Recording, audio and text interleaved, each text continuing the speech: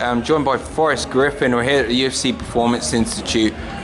Forrest, we're here, it's quite late at night, yet you're still here. So tell me, what is kind of your role here and what are you up to? It's fight week. I'm just managing the mats, making sure that everybody gets, an area.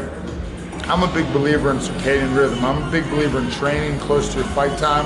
And all these athletes are gonna fight, they're gonna fight 7, May card starts at 7. So you gotta work out from 7 to 10. I'm a believer in that, so hence here we are.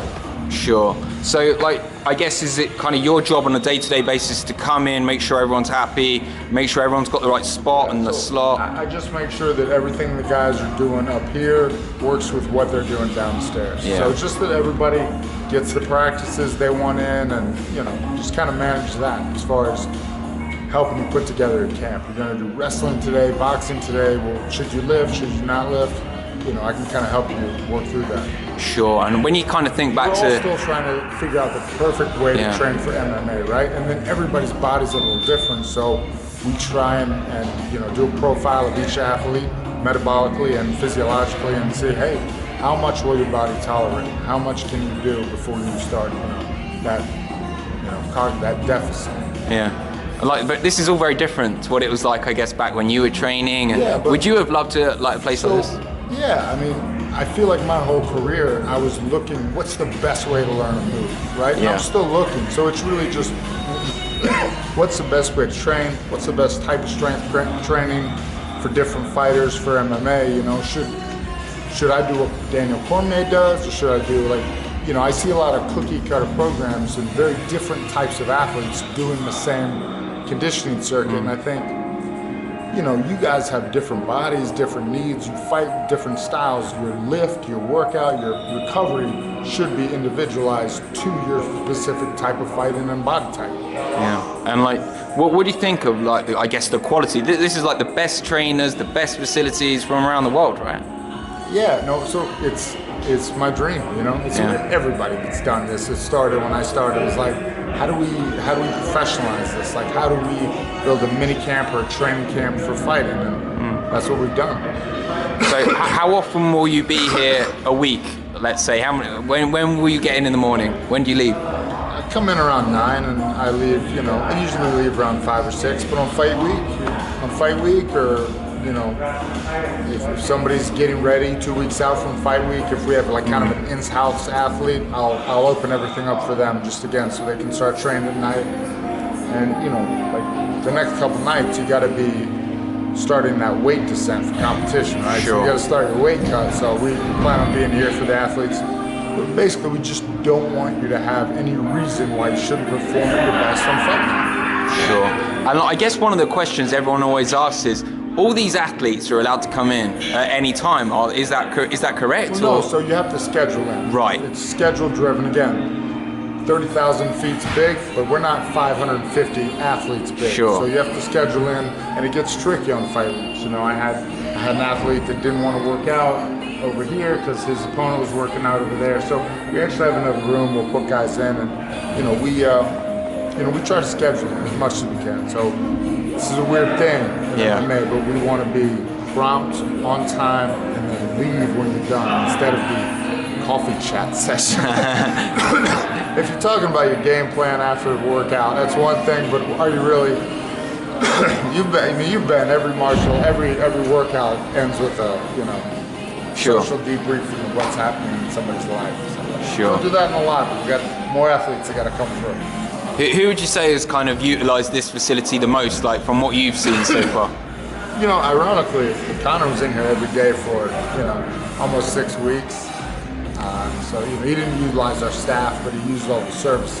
He didn't use our services, he used the facility, though. Yeah. But, a lot of local athletes. It's good to see Martin Vitale back. Marvin, yeah. Yeah, he came out, he did some profiling, he went home. He worked on it. Now he's back, so he's fighting out here, so he can kind of check in, and he knows us. He knows the routine. He knows how to check in, so he's real comfortable with that last week. It's something he's done before, and so he's got it pretty dialed in. So It's a running joke that Francis is here, I guess, nearly permanently. He's nearly a permanently resident. And now he's here, so it is. Yeah, exactly. He's training right behind us, right over there. Like, what have you kind of? I'd love to get Stipe out here too. I love Stipe. I know he's, you know, he's a heavyweight, so his career's probably going to go. He's got a lot of good miles left in him, so I'd love to get him out here and see if there's any way we can help him. We'll just schedule him. He needs to schedule him, right. What have you kind of seen? If Francis has been here so much, have you seen anything that he's kind of progressed through, or what do you make of him? Well, he's still young in the sport of MMA, right? So I helped him find some coaches, but I don't skill coach him, right? So I just said, hey, here's a good guy. It's Las Vegas. There's good coaches to be found. So I just, you know, introduced him to some people, and he works with who he wants to work with. I don't even know who's working with this guy. Yeah. Working on wrestling. I heard earlier someone was saying, what do you think is going to happen in this fight? You're like, this is a heavyweight fight. This kid could go anyway, right? Yeah. The other thing is, I don't know, just working at the UFC, seeing athletes, I kind of try and divorce myself from it, but I can't make a good prediction or anything. I remember I work there. I just hope it's a great fight. I hope everybody fights well and doesn't get hurt. That's a very PC answer, but it's kind of true. Yeah, it's true. I mean, I'm sure, like you probably do build up with a relationship with some of these fighters if you see them so often every day of the week. It must be. Don't worry, I'm a sociopath. Does it make you miss it yourself when you see all these guys like coming in here training, preparing for a fight? It's not the actual fight or the weight cut, but fight week, you get the vibe, the energy. You know, I was watching Marvin and his guys, watching Cynthia, watching the guys get prepared. You're like, okay, I dig it. I remember that. It was fun. You know, it's good. I mean, it's a good time, except for the dieting part. Yeah. Luke, would you ever consider a return? I mean, there are people much older than yourself making returns right now. Yeah. I don't. Right now, I'd suck. Yeah. Right? So, like, I wouldn't, if we're being honest, I was already on my decline my last fight, and that was 4 years ago, and I wasn't that good then. So, what would I be doing it now for? To prove what to myself? You know, would I be doing it just for a paycheck? So, no. I mean, you know, I miss it, but I don't miss it enough to put myself through it again. You know. A lot of fighters do struggle, I guess, with the afterlife as well, that they say that they miss a buzz in their life. I was very fortunate. Look what I do. I'm in this life. I get to work for it. I still get to have an influence on the sport. I still get to be around it, you know, and not have to put myself through that grind, because I physically couldn't do a training camp.